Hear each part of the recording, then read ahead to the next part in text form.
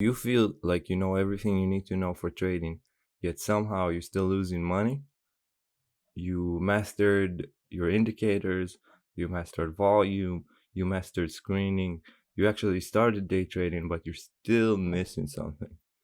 Well, it's probably the psychology, because there's a lot of psychology, human psychology behind trading. So in this series, the mindset behind the trade, I'm going to show you guys the mindset I have and what I think before I go into my day trades. So I want to start with one of the trades that I called on my Stocktwits account. And if you're not following me on Stocktwits, I actually give free short selling alerts. And the reason that I give, because I go long and short on stocks. I mostly do shorts these days with the coronavirus, but the reason that I'm actually calling shorts instead of longs is because it's harder to follow shorts. A lot of people are short biased, and a lot of people just don't short sell stocks, so they can't really interfere. So the people that actually want to make money can copy it easily if they have the right accounts. And another good thing about it is the stocks that I call, most of the time you can even short them on Think or Swim on TD Ameritrade, even though TD Ameritrade have a small shorting inventory. So the first call was CVTI, and I called it at around 6:55 West Coast time, which would be 9:55 East Coast time, market hours time. And CVTI, it's a trucking company, and unlike spiking penny stocks, if you can see in here, they did a 7% spike in the morning, 6:30. Now the mindset, what I'm looking at, first of all, the three main things that I'm looking for shorting are time, pattern, and volume. So let's start with time. I don't know if most of you guys know, but most of the volume in the market is in between 6:30 and 7, which is funny. It's not even at 6. It starts at 6:30 and stops at around 7. After 7, most of the traders actually close their positions and they just finish their day. After that, you have a really lower volume compared to the first 30 minutes of the day. So there's a lot of stocks that actually spike in the first 30 minutes of the day, but then they end up being overbought and just selling off and getting to a point of perfect short sell. Now, the pattern, as you can see in here, if we go back in time, you can see in here a lot of examples of morning spikes, and the stock couldn't keep it up after the morning spike like a lot of other stocks. So the strategy that I had in here and the mindset that I had in here is, look, I'm gonna get in and the right point, I'm gonna give myself a tight stop loss and protect my investment, and basically let the stock ride.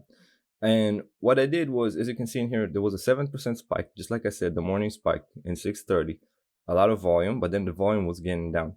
So as we were reaching to the short point, for me, the short point, just like I said, the short time is around 7. That's when the volume is going down. So we can see in here that towards 7, it's losing volume.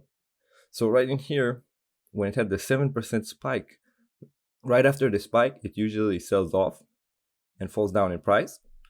And after that, there's usually another spike. Now, the second spike is really what mattered the most. So there's two scenarios, right? It can spike up, spike down, and then in this spike, right after it sold off, this is where I'm going to pay attention a lot to, because I'm going to wait to see if it's going to break the highs of the morning spike. Because if it does, it means that it's in a clear high, like a clear uptrend. It means that it has good news, and it means it has investors, and it means it's going to break out in price, most likely, not 100%.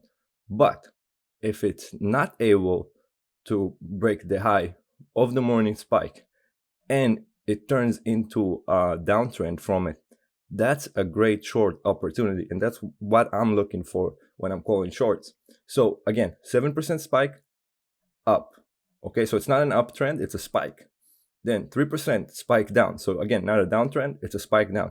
Right after here, usually I would wait until it gets to the middle view up line.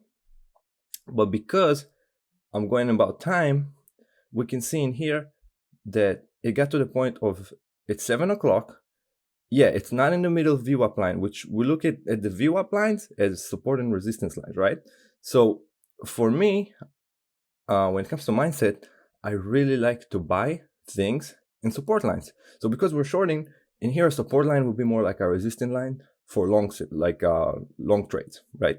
So a great resistance line / support line for shorting would be either the middle like the view up band, or the upper band. But in this example, I didn't even reach there. So it's more on the riskier side. But because we have the time, the pattern, and the volume, so you see that the pattern, downtrend, the volume is down, and the time is 7. Okay, the volume is down. Everybody sold off their positions. Nobody cares about the stock anymore. That's when it's gonna go down in price. So my entry was 11.21, and that's exactly when I called it on Stocktwits, and you could copy that with me. I put a stop loss to protect my investment because I usually buy on support, I never buy when it's not support. This was more on the riskier side, but also a predictable side because, again, after 7 o'clock, most stocks that have nothing to back them off, they sell off. Now, the second stock that I called was ASPS. And in here, you can see something a little bit different. So I was looking for the same movement, and it actually happened, but right after it went up in price. But we still managed to squeeze 2% of profit from this short sell, and I'll show you why. So it went up on a 7.8 morning spike, not an uptrend, a spike. Then it was on a 3% downtrend. Okay, so again, the second spike is what indicates for us if we should short it or long it. Because if it breaks the first morning spike of 6:30, it's a great indicator for long. But if it doesn't, and if it creates a downtrend from it, it's actually a great indicator for short selling, right? So after the 7.8 spike, 3% downtrend, another 1% spike, I was actually waiting to see what will happen to the view up line with this one because I already had the other short. I already entered that position.